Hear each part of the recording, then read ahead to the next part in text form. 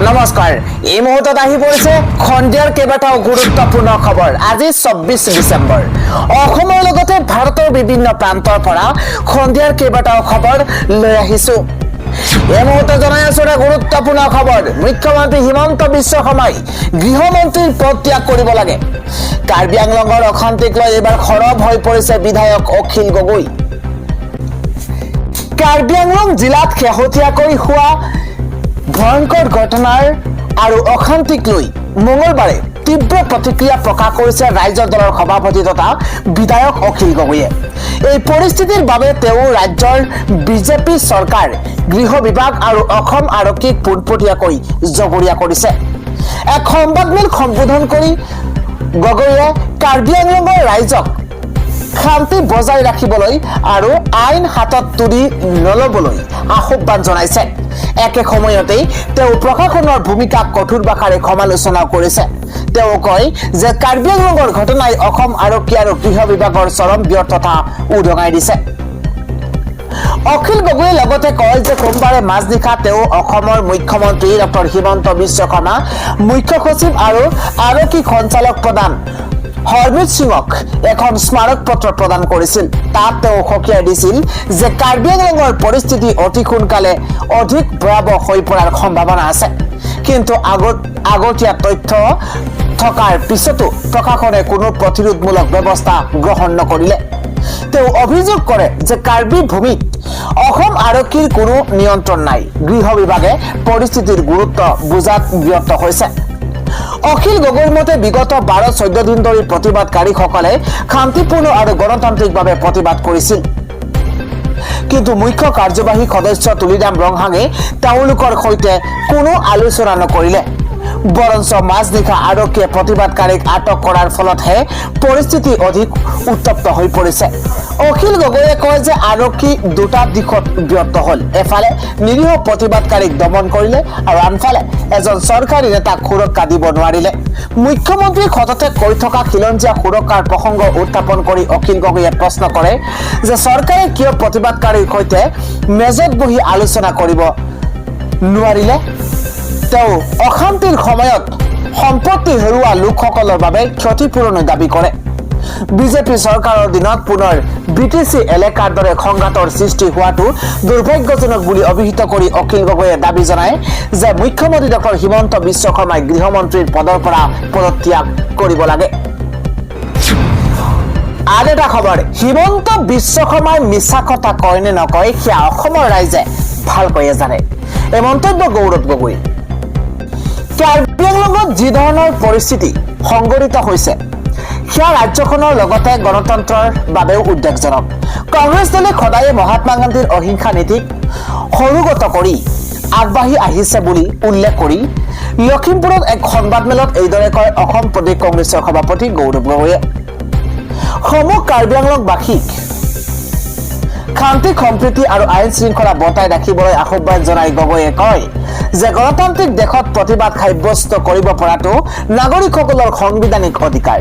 কিন্তু কেতিয়াও প্ৰতিবাদৰ সময়ত চৰকাৰ প্ৰশাসনেই হওক বা প্ৰতিবাদকাৰীসকলেই হওক হিংসাৰ আশ্ৰয় লোৱাটো অনুচিত। লগতে প্ৰদেশ কংগ্ৰেছৰ সভাপতি গৌৰৱ গগৈয়ে প্ৰতিবাদকাৰীসকলক প্ৰৰোচিত হ'ব পৰা কাম নকৰিবলৈকো চৰকাৰ প্ৰশাসনক অনুৰোধ জনায়। লগতে কয় যে প্ৰতিবাদকাৰীসকলৰ দাবী থাকিবই সেয়া শুনি আলাপ আলোচনাৰ মাধ্যমেৰে প্ৰয়োজনীয় ব্যৱস্থা গ্ৰহণ কৰাটোৱেই হৈছে চৰকাৰৰ দায়িত্ব। এই সন্দৰ্ভত তেওঁ দিনক দিনে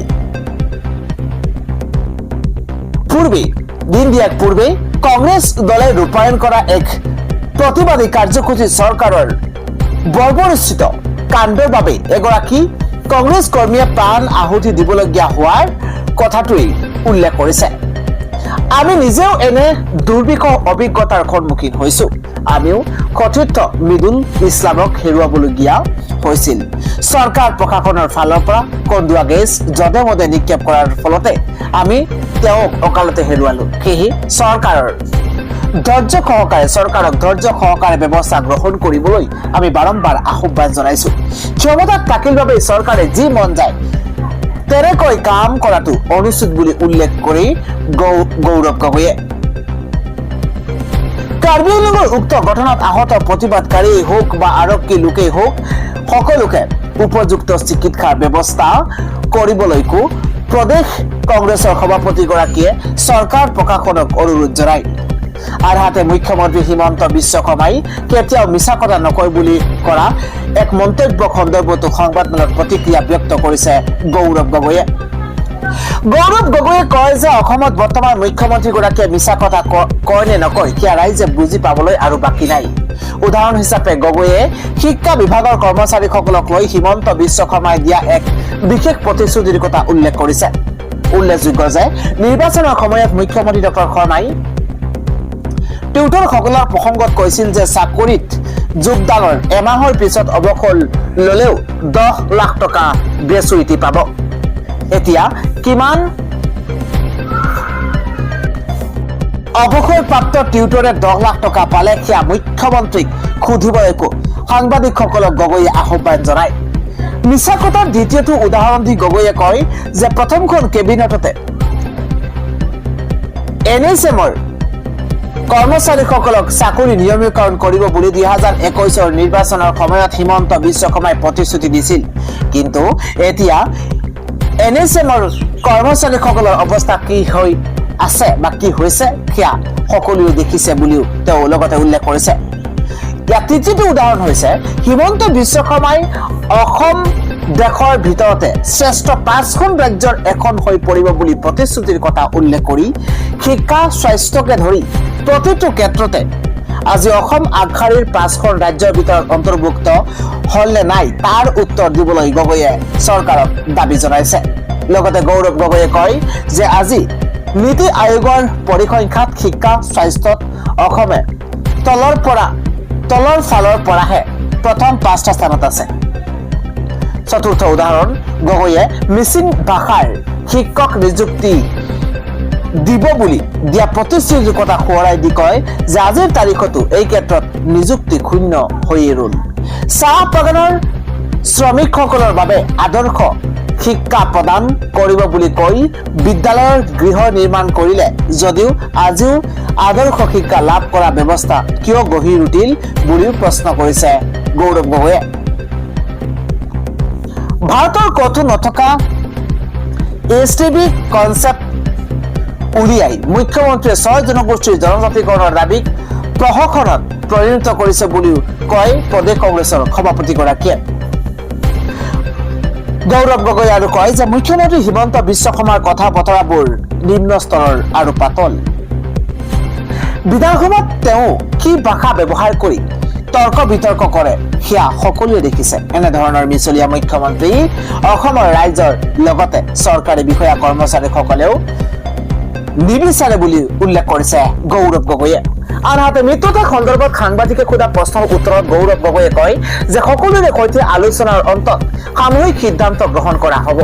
যোৱা 12 নৱেম্বৰত আমি আলোচনা কৰিলো, বৰদিনৰ পিছত আকৌ আলোচনা হ'ব। এই আলোচনাৰ পৰৱৰ্তী পদক্ষেপ কি হ'ব সেই বিষয়সমূহ প্ৰাধান্য দিয়া হ'ব। আলোচনা সম্পন্ন হোৱাৰ পিছত ৰাইজক সকলো অৱগত কৰা হ'ব। একেদৰে নিৰ্বাচনত কংগ্ৰেছ দলৰ পৰা সমষ্টিসমূহত কেনে নেতাই প্ৰাৰ্থিত্ব লাভ কৰিব সেই সম্পৰ্কে উল্লেখ কৰি কয় যে যুৱ নেতাসকলে প্ৰাধান্য পোৱাটো বহুতে বিচাৰিছে যদিও ৰাইজৰ পদূলিত ৰাইজৰ কংগ্ৰেছ অভিযানৰ অন্তত ৰাইজৰ পৰা লাভ কৰা দিহা পৰামৰ্শৰ ভিত্তিতে সমষ্টিসমূহত প্ৰাৰ্থিত্ব প্ৰদান কৰা হ'ব। আন এটা খবৰ, কংগ্ৰেছ আৰু বিৰোধীৰ সম্ভাৱ্য প্ৰাৰ্থীৰ তালিকা ইতিমধ্যে প্ৰকাশ পাইছে। ডাঙৰ খবৰ এই মুহূৰ্তত কংগ্ৰেছ আৰু বিৰোধীৰ সম্ভাৱ্য প্ৰাৰ্থীৰ তালিকা আহি পৰিছে। মুহূৰ্তত ভৱানীপুৰ খৰভোগ সমষ্টিৰ প্ৰাৰ্থী হ'ব CPIMৰ পৰা মনোৰঞ্জন তালুকদাৰ, ইফালে খোৱাং সমষ্টিৰ প্ৰাৰ্থী AJPৰ পৰা লৰিণজ্যোতি গগৈ, এবাৰ নাজিৰা সমষ্টিৰ প্ৰাৰ্থী কংগ্ৰেছৰ পৰা দেৱব্ৰত শইকীয়া, তিতাবৰ সমষ্টিৰ প্ৰাৰ্থী গৌৰৱ গগৈ বা ভাস্কৰ জ্যোতি বৰুৱা কংগ্ৰেছৰ পৰা, নাওবৈচা সমষ্টিত কংগ্ৰেছৰ প্ৰাৰ্থী হ'ব JP দাস, ইফালে চাবুৱা লাহোৱাল সমষ্টিত কংগ্ৰেছৰ প্ৰাৰ্থী প্ৰাঞ্জল ঘাটুৱাৰ, সৰুপথাৰ সমষ্টিত প্ৰাৰ্থী কংগ্ৰেছৰ পৰা ৰুদলিনা তিৰ্কি, লখিমপুৰ সমষ্টিত প্ৰাৰ্থী ৰাণী নৰহ কংগ্ৰেছৰ পৰা প্ৰায় নিশ্চিত হৈ পৰিছে। ৰঙানদী সমষ্টিত প্ৰাৰ্থী কংগ্ৰেছৰ পৰা ভূপেন বৰা ইফালে ৰূপহীহাট সমষ্টিত কংগ্ৰেছৰ প্ৰাৰ্থী হ'ব নুৰুল হুদা চামগুৰি সমষ্টিত প্ৰাৰ্থী কংগ্ৰেছৰ পৰা তানজিল হুছেইন বৰমপুৰ সমষ্টিত এজেপিৰ প্ৰাৰ্থী ৰাজেন গোহাঁই দিছপুৰ সমষ্টিত প্ৰাৰ্থী কংগ্ৰেছৰ পৰা মীৰা বৰঠাকুৰ বোকা বেতবাৰী সমষ্টিৰ প্ৰাৰ্থী কংগ্ৰেছৰ পৰা জাকিৰ হুছেইন সিকদাৰ চেঙা সমষ্টিত প্ৰাৰ্থী কংগ্ৰেছৰ আব্দুৰ ৰহিম আহমেদ নলবাৰী সমষ্টিত কংগ্ৰেছৰ প্ৰাৰ্থী হ'ব অশোক শৰ্মা ভৱানীপুৰ সমষ্টিত প্ৰাৰ্থী কংগ্ৰেছৰ পৰা প্ৰদীপ চৰকাৰ মদিয়া সমষ্টিত প্ৰাৰ্থী কংগ্ৰেছৰ পৰা আব্দুল খালেক বিহালী সমষ্টিত CPI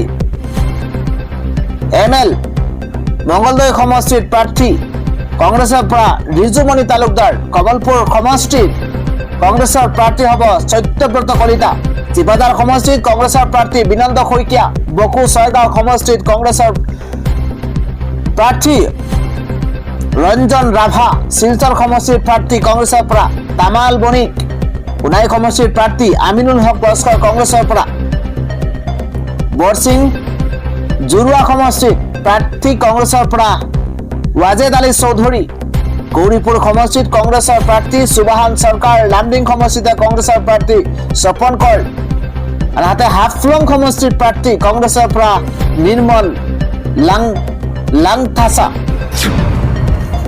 পৰৱৰ্তী খবৰটো হৈছে বিজেপিৰ বিধায়ক বাংলাদেশী এবাৰ ৰিজাইন দিব লাগে নৰেন্দ্ৰ মোদী আৰু হিমন্ত বিশ্ব শৰ্মাই বাংলাদেশী খেদিম বুলি কোৱা বিজেপিতে আছে বাংলাদেশী বিধায়ক বাংলাদেশী খেদাটো বাদেই বাংলাদেশী বিধায়ক পাতে বিজেপিয়ে এই অভিযোগ কোনে উত্থাপন কৰিছে আমি জনোৱাৰ চেষ্টা কৰিছো বাংলাদেশী খেদাটো বাদেই কথা এবাৰ বাংলাদেশী বিধায়ক পাতে বিজেপিয়ে নিমিষতে পদত্যাগ কৰিব লাগে নৰেন্দ্ৰ মোদী আৰু হিমন্ত বিশ্ব শৰ্মাই অসমত বাংলাদেশী সংখ্যা বাঢ়িছে যদি হিমন্ত বিশ্ব শৰ্মাৰ কাৰণে বাঢ়িছে অসমত বাংলাদেশী সংখ্যা বাঢ়িছে কাৰণে হিমন্ত বিশ্ব শৰ্মা বাঢ়িছে এজন বিধায়কক নাগৰিকত্বৰ প্ৰমাণ বিচৰাটো দুৰ্ভাগ্যজনক কথা বাংলাদেশী খেদাৰ কথা কৈ নিৰ্বাচনত জিকিছিল বিজেপি 12 বছৰৰ পিছত সেই বিজেপিয়ে বাংলাদেশীকে বিধায়ক পাতিলে কাৰ জৰিয়তে অসমত বাংলাদেশী সোমোৱাব বিচাৰিছে হিমন্ত বিশ্ব শৰ্মাই একেজুলিত বিজেপিৰ বিৰুদ্ধে খৰব হৈ পৰিছে জ্যেষ্ঠ কংগ্ৰেছ নেতা ৰিপুন বৰা পৰৱৰ্তী খবৰ এবাৰ ইছলাম ধৰ্মাৱলম্বী লোকসকলৰ অত্যন্ত ভাল খবৰ কিয়নো লাখ লাখ ইছলাম ধৰ্মাৱলম্বী লোকৰ উপস্থিতিত সম্পন্ন হল নামনি অসমৰ সৰ্ববৃহৎ ইজতেমা লাখ লাখ ইছলাম ধৰ্মাৱলম্বী লোকৰ উপস্থিতিত নামনিত অসমৰ সৰ্ববৃহৎ ইজতেমা আখেৰি দুৱাত লাখ লাখ ইছলাম ধৰ্মাৱলম্বী লোকৰ অংশগ্ৰহণ এটা ডাঙৰ খবৰ ধুবুৰীত বৃহৎ ইজতেমাৰ আয়োজন কৰা হৈছে প্ৰায় 5 লাখ মুছলমান ধৰ্মাৱলম্বী লোকৰ অংশগ্ৰহণ ধুবুৰীত অনুষ্ঠিত ইজতেমাৰ সফল সামৰণি তিনিদিনীয়া কাৰ্যসূচীৰ আৰম্ভ হৈছিল বিশাল ইজতেমা ডাঙৰ খবৰ এই মুহূৰ্তত ইজতেমাত ইছলাম ধৰ্মাৱলম্বী লোকে বিলালে শান্তিৰ বাণী সম্প্ৰীতিৰ বাণীৰে বিশ্ব শান্তিৰ বাবে দোৱা প্ৰাৰ্থনা আখেৰি দোৱাত লাখ লাখ ইছলাম ধৰ্মাৱলম্বী লোকৰ অংশগ্ৰহণ আন এটা খবৰ হৈছে সংখ্যালঘু ৰাইজৰ মুখত হিমন্ত বিশ্ব শৰ্মা জিন্দাবাদ নৰেন্দ্ৰ মোদী জিন্দাবাদ ধ্বনি কৃষিভূমি মুক্ত কৰিবলৈ জাননী লাভৰ পাছতে হাহাকাৰ এই সকল সংখ্যালঘুৰ মাজত গৰুখুটিৰ কৃষি প্ৰকল্পৰ সম্প্ৰসাৰণ প্ৰক্ৰিয়াৰ বাবে ব্ৰহ্মপুত্ৰৰ চৰ এলেকাৰ ভূমিৰ আঁতৰি যোৱাৰ জাননী শ শ সংখ্যালঘুলৈ উচ্ছেদ নকৰিবলৈ চৰকাৰলৈ আহ্বান এই সকল সংখ্যালঘুৰ পৰৱৰ্তী খবৰ এক ভয়ংকৰ বিমান দুৰ্ঘটনা আজি সংঘটিত হৈছে য'ত সেনা প্ৰমুখসহ 8 গৰাকীকৈ লোকৰ মৃত্যু হৈছে এটা বিগ ব্ৰেকিং মাজ আকাশত চলন্ত বিমানত ভয়ংকৰ অঘটন সংঘটিত হৈছে এবাৰ অতি কৰুণভাৱে দুৰ্ঘটনাত মৃত্যু হৈছে 8 গৰাকীকৈ লোকৰ লিবিয়াৰ সেনা প্ৰমুখসহ 8 গৰাকীৰ মৃত্যু হৈছে মোহাম্মদ আল আহমেদসহ 8 গৰাকীকৈ লোকৰ মৃত্যু হৈছে দসাম ফালকন 50 নামৰ প্ৰাইভেট জেটত এই ঘটনা সংঘটিত হৈছে উৰণৰ 40 মিনিট মানৰ পাছতেই সংঘটিত হৈছে এই দুৰ্ঘটনা আংকাৰাৰ দক্ষিণ প্ৰান্তৰ হাইমানা জিলাত এই অঘটন সংঘটিত হৈছে। তুৰস্কৰ ৰাজধানী আংকাৰাৰ এছেনবুগত এই দুৰ্ঘটনা সংঘটিত হৈছে বুলি জানিব পৰা গৈছে। আন এটা খবৰ হৈছে মুছলমানক টাৰ্গেট কৰি কিয় উচ্ছেদ চলাইছে এখন চৰকাৰে। 522টা পৰিয়াল লৈ উচ্ছেদৰ জাননীৰ পিছত এতিয়া সৰব হৈ পৰিছে বিধায়ক। এটা বিগ ব্ৰেকিং বৰাকত উচ্ছেদৰ জাননী পোৱাৰ পিছতে ক্ষোভিত হৈ পৰিছে বিধায়ক। হাইলাকান্দিৰ 522টা পৰিয়াল লৈ উচ্ছেদৰ জাননী আহি পৰিছে। কিয় বাৰম্বাৰ মুছলমানক টাৰ্গেট কৰি উচ্ছেদ কৰিছে? ঘৰমুৰা সংৰক্ষিত বনাঞ্চলৰ দামচৰা অঞ্চলত উচ্ছেদৰ আতংক। একেলগে 522টা পৰিয়ালক ঘৰ খালী কৰিবলৈ জাননী বন বিভাগৰ। ঘটনাস্থলীত উপস্থিত হৈছে বিধায়ক সুজামুদ্দিন লস্কৰ। এটা বিগ ব্ৰেকিং, এইসকলক উচ্ছেদ কৰাৰ পূৰ্বে পুনৰ সংস্থাপনৰ ব্যৱস্থা কৰক, এই দাবী উত্থাপন হৈছে। পুনৰ সংস্থাপন নিদিয়াকৈ কাৰো ঘৰত হাত নিদিব। এই 522টা পৰিয়াল কলৈ যাব? মুখ্যমন্ত্ৰীলৈ আহ্বান বিধায়ক সুজামুদ্দিন লস্কৰৰ। আগুৱাইছো পৰৱৰ্তী খবৰ। হিন্দু নাবালিকাৰে 5 মিয়াৰ কুকাণ্ড। আমিৰ, মইনুল, শহীদুল, ৰাজীবুল আৰু চাহাদকক এইবাৰ আটক কৰা হৈছে। ৰাজ্যত আকৌ জঘন্য ঘটনা। এইবাৰ হিন্দু নাবালিকাৰে কুকৰ্ম কৰি ধৰা পৰিছে 5 গৰাকী মিয়া। পকা মিস্ত্ৰীৰ কাম কৰিবলৈ অহা মিয়াই কৰিছে এই অঘটন। পকা মিস্ত্ৰীৰ কাম কৰিবলৈ অহা মিয়াই কৰিছে অঘটন। এটা ডাঙৰ খবৰ। নাবালিকাক গণধৰ্ষণৰ চেষ্টা চলাই আটক হৈছে 5 গৰাকী মিয়া। এটা বিগ ব্ৰেকিং, ৰাইজে হাতে লুটে ধৰি গঠাই দিছে বাইহাটা চাৰিআলি আৰক্ষী থানা। বাইহাটা চাৰিআলি আৰক্ষী থানাত 5 গৰাকী পাখণ্ড। বাইহাটা চাৰিআলি আৰক্ষী থানাত ইতিমধ্যে ধৰা পৰিছে। আটক কৰা হৈছে 5 সম্পদক্ৰমে আমিৰ খান, মইনুল হক, শাহিদুল হক, লগতে ৰাজীবুল হুছেইন আৰু চাহাদত আলী। 5 গৰাকী পাখণ্ডক ইতিমধ্যে আটক কৰা হৈছে। পৰৱৰ্তী খবৰ। আটক হৈছে 9 বাংলাদেশী মহিলা। টকা দি নিশাৰ ভিতৰতে বাংলাদেশী হৈ পৰিছে। চৰকাৰ প্ৰশাসনক অংগুষ্ঠ দেখুৱাই আহি হৈছে বাংলাদেশী। নিশাটোৰ ভিতৰতে টকাৰ বিনিময়ত বাংলাদেশী হয় ভাৰতীয়। সীমান্তৰে অসমলৈ প্ৰৱেশ 9 বাংলাদেশী মহিলা। বাংলাদেশী ৰুমি ভাৰতলৈ আহি নিশাটোৰ ভিতৰতে হল জুমুৰ। অবৈধভাৱে আধাৰ কাৰ্ড বনাই ঘূৰি ফুৰিছিল জুমৰ। ধুবুৰীত পোহৰলৈ আহিছে সমগ্ৰ ঘটনা। চৰকাৰ প্ৰশাসনক অংগুষ্ঠ দেখুৱাই আহিয়েই আছে বাংলাদেশী। নিশাটোৰ ভিতৰতে টকাৰ বিনিময়ত বাংলাদেশী হয় ভাৰতীয়। পৰৱৰ্তী খবৰ। কাৰ্বিসকল অকলশৰীয়া নহয়। ভূমি, ভাষা, সাংবিধানিক অধিকাৰৰ পৰা পাবই লাগিব কাৰ্বিয়ে। কাৰ্বিসকল কেতিয়াও অকলশৰীয়া নহয়। এটা ডাঙৰ খবৰ এই মুহূৰ্তত। অসমীয়া জাতি সদায় কাৰ্বিসকলৰ লগত আছে আৰু থাকিব।